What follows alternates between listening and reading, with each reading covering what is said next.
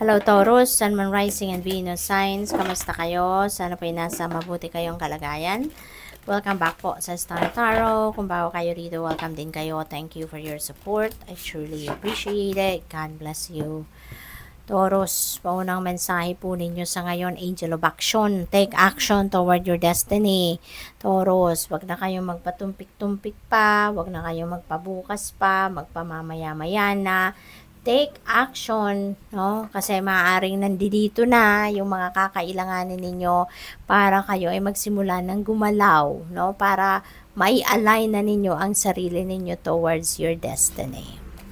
We have Archangel Michael. Michael provides protection and strength, kaya wala kayong dapat na ikabahala, wala kayong dapat na ikatakot, wala kayong dapat na ika-worry. Kasi Archangel Michael, nandiyan dyan para proteksyonan ka, gwardyahan ka, bigyan ka ng lakas ng loob, yung ganon. No? You are blessed.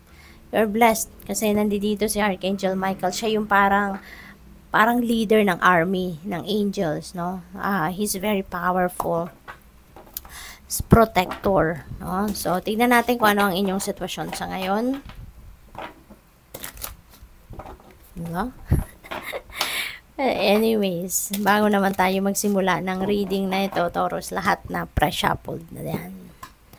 Kaya konting shuffling na lang. So, situation ninyo ngayon, wow, 9 of Pentacles, napakaganda, diba? Financial comfort ang hatid ng energy ni 9 of Pentacles sa inyo. Kaya, most likely, siguro mayroong mga kaperahang paparating sa inyo dito. This is you reaping the rewards of your hard work. Ito na yung financial reward ninyo for the job well done, for all the effort na ginawa ninyo sa inyong trabaho, or kung ano man ang bagay nito, pwedeng negosyo. So, whatever this is, no, ito na yung financial reward ninyo. Ito na yung bunga ng pagsisikap ninyo. Kaya magiging komportable na kayo pagdating sa pera, di ba? Magiging tawag dito, makakamit nyo na din yung, ma-experience nyo na din yung financial comfort, yung abundance, yung prosperity sa buhay ninyo. No? Kaya napaka-swerte ninyo sa ngayon. Anong focus ninyo for today? The 5 of Pentacles. Yan, isolation. Siguro, gusto niyo munang mapag-isa sa ngayon. No? Maybe you just want to distance yourself, no, from people. Kasi baka gusto niyo mag-isip. Gusto ninyong magplano, gusto ninyong magnilay-nilay, magmuni-muni. What's going to be your next plan? What's going to be your next venture or endeavor? Anong susunod ninyong move na gagawin? Maybe you're going to make plans. Kaya ito yung gusto ninyo munang gawin. No? I-isolate muna ang inyong sarili from kabisihan ng mundo at distance yourself from people. Okay? So, ano yung inyong expectations? 9 of Cups. Napakaganda. This is really a time of happiness and joy. Oh, blessings. Marami paparating. Ito, blessings yan. Ito, blessings yan.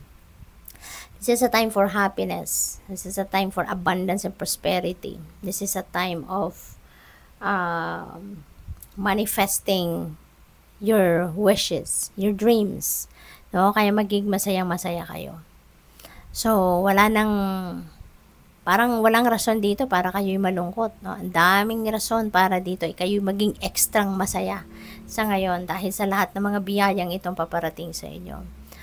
Magiging komportable. No? You're going to start to live a comfortable life sa ngayon. No?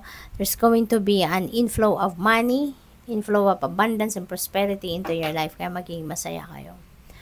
Anong advice sa inyo sa ngayon? 4 of Pentacles. Ayan, take control. Take control of your life. Take control of your money. Lalo-lalo na sa ngayon na maaring perang dumating sa buhay ninyo. So, kailangang kontrolado ninyo to. Mag-budget kayo. Alagaan ninyo ang inyong pera kasi pinaghirapan ninyo yan. 'Di ba? So, take control of it. Okay? Manage your money wisely. Dapat pag-aralan ninyo mabuti. Dapat financially disciplined kayo. Paandarin ninyo yan. Yung disiplina ninyo pagdating sa paghawak ng pera. Okay? Yun ang advice sa inyo rito.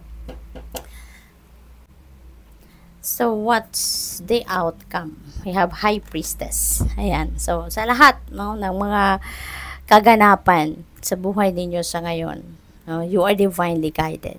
Okay? You are divinely guided. So, all you have to do is to listen and follow what your intuition is telling you. Kasi yun na reminder ni High Priestess na mayroon kayong mga guidance, may gabay na pinapadala sa inyo Divine Universe, no, to help you navigate your current circumstances sa ngayon. Kaya importante na lagi kayong makikinig, no, sa iyong intuition. Kasi may mga insights, may mga information, intuitive nudges, and messages na continuously pinapadala sa inyo ng universe para gabayan kayo, para tulungan kayo, no?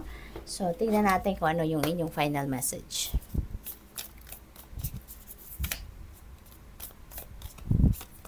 We have guilt. You do not need another's approval to feel worthy of love, regardless of what you've done or what you think you've failed to do.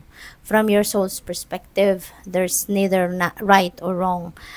Every experience in life is here to help you expand your awareness of love so that you may embrace ever greater spheres of wisdom. You've done nothing wrong. Okay? Kaya huwag kayong mag-guilty. Huwag kayong mag-isip na kayo ang naging dahilan kung bakit naging miserable ang buhay ng ibang tao, kung bakit nasasaktan ng ibang tao, 'di ba? If you alam naman ninyo 'yun sa sarili ninyo, 'di ba? Kung wala naman kayong ginawa, 'di ba? Para mag-cause ng pain sa iba, then bakit kayo magigilty, hindi ba?